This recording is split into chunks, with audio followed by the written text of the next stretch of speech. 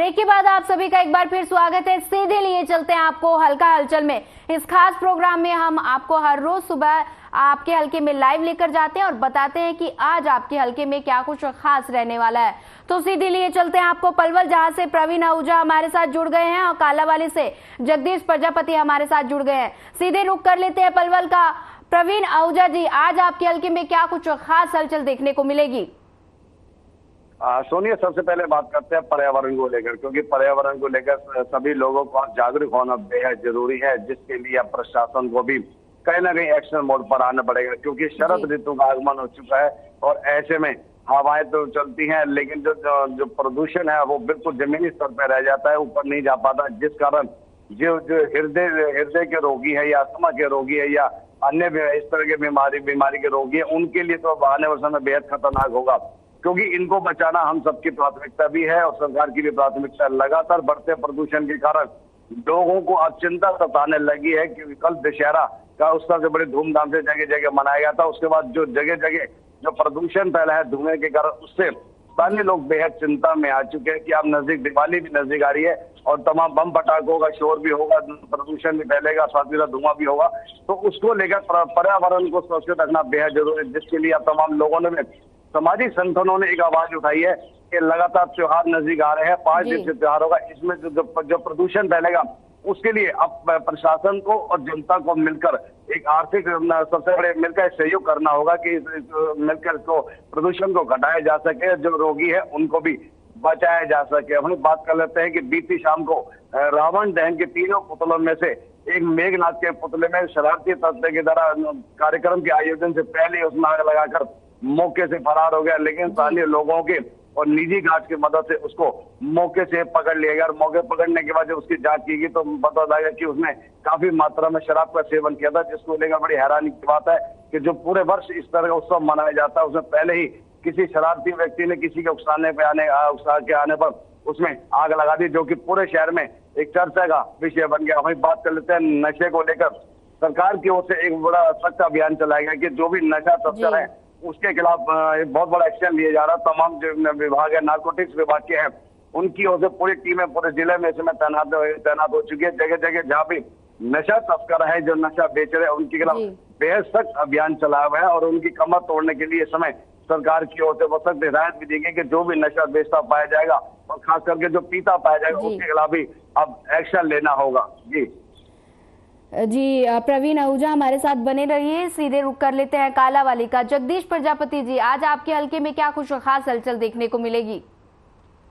सबसे पहले मौसम की बात कर लेते हैं। मौसम में काफी बदलाव है जो देखने को मिल रहा है। सुबह शाम की जो ठंडक है उसको लेकर ठंडक से जरूर जो दमा के मरीज है या छोटे बच्चे हैं, खांसी जुकाम से मरीज परेशान है और उसको लेकर सरकारी अस्पतालों में अगर लोग जाते हैं तो ना तो उन्हें दवाइयां मिलती है ना डॉक्टर मिलते हैं। कहीं ना कहीं लोगों को जो महंगा इलाज है प्राइवेट अस्पतालों में कराना पड़ रहा है। वही अगर कालावाली और डबावाली और रोडी की बात करें धान घोटाले की, तो धान में काफी घोटाला होता नजर आ रहा है। अब भी कल भी देखने को मिला कि मुख्यमंत्री अधिकारी सुरेश निवेश द्वारा कालावाली जो खरीद है धान की खरीदा उसको बंद करवा दिया गया था, लेकिन हालांकि आधिकारिक पुष्टि नहीं है, सूत्र बताते हैं, लेकिन एजेंसियों का कहना है कि लिफ्टिंग न होने के कारण खरीद नहीं हुई थी। लेकिन हमारे सूत्र बताते हैं कि उपमंडल अधिकारी 2 दिन पहले नाइट ड्रेस में यानी कि रात्रि के समय गश्त करते नजर आए और रात्रि के समय जो जिससे बिहार से चावल आकर उतर रहा था, उसके धान जो मार्केट में उतर रहा था उसकी उन्होंने चेकिंग की और लेबर की जानकारी ली और लेबर के पास जो काफी रिकॉर्ड था उनको उन्होंने जब्त करने का काम किया और उसके बाद एजेंसियों को आदेश दे दिए कि किसी प्रकार की खरीद नहीं होगी।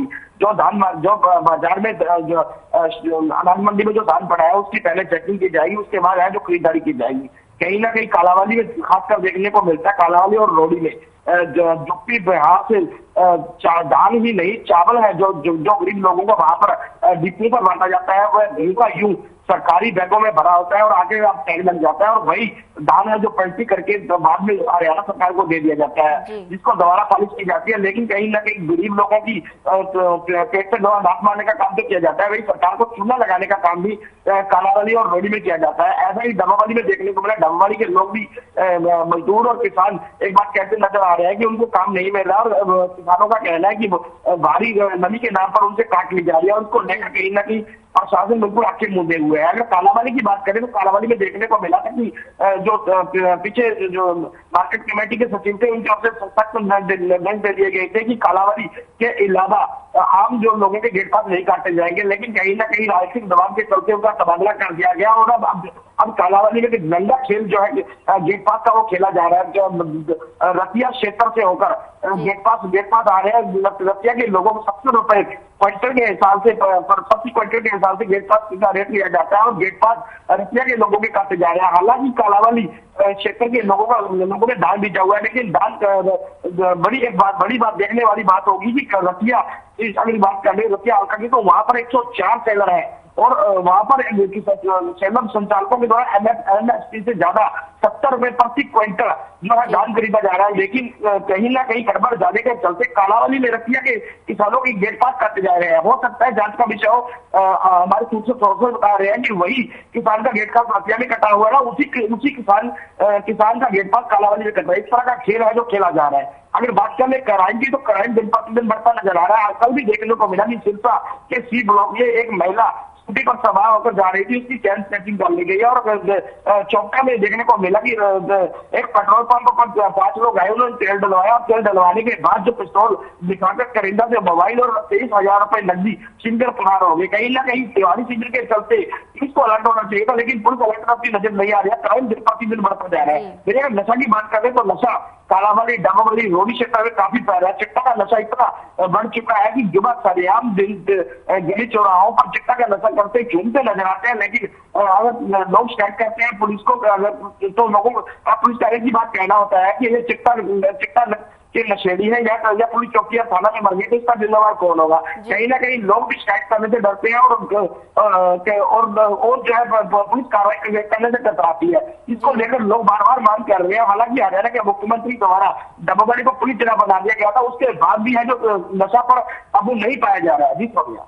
जगदीश प्रजापति हमारे साथ बने रहिए। रुक कर लेते हैं एक बार फिर पलवल का। प्रवीण आहूजा जी, आज आपके सियासी गलियारे में आपके हल्के में क्या कुछ खास तस्वीरें देखने को मिलेगी, क्या हलचल आज साफ देखने को मिलेगी?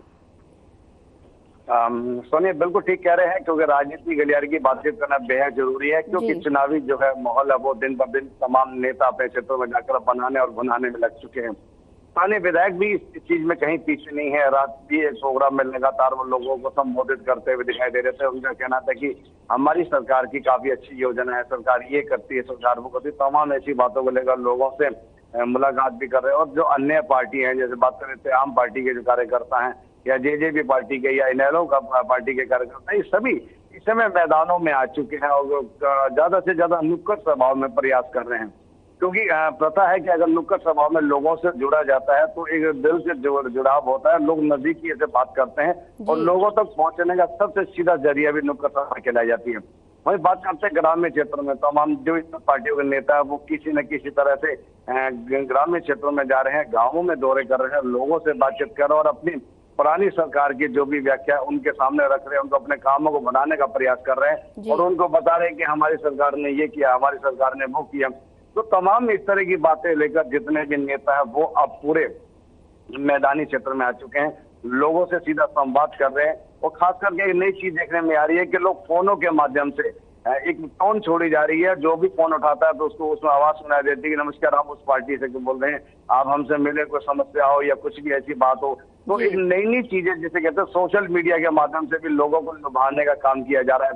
और सबसे बड़ी बात है, लोगों में भी चर्चा हो रही है कि चुनाव के दिनों में तो अक्सर नेता याद करते हैं, लेकिन चुनाव बीत जाने के बाद जब उनको अपना कोई निजी काम होता है तो तमाम वो कार्य नहीं होता, जिसको लेकर अब लोगों में चर्चा का विषय भी बन चुका है। क्योंकि चुनावी माहौल है और चुनावों को लेकर अब लोग भी सक्रिय हो गए। सबसे बड़ी बात है, नेता भी अपने अपने क्षेत्र में सक्रिय हो गया। और सबसे बड़ी बात है कि जहाँ भी धार्मिक आयोजन हो रहे हैं या सामाजिक काम हो रहा है, तो वहाँ इस तरह के जो नेता हैं ये अपना वर्चस्व बनाने में या लोगों से सीधा संवाद करने में कोई कसर नहीं छोड़ रहे हैं, क्योंकि उनको लग रहा है कि अब चुनाव बिल्कुल नजदीक आ रहे हैं। अगर अब भी मैदान में नहीं उतरेंगे तो आने वाला समय में वो इतनी मेहनत करेंगे तो भी उनको कहीं जीत हासिल होती नजर नहीं आ रही, जिसको लेकर अब तमाम नेता अब मैदान में आ चुके हैं। जी सोनिया।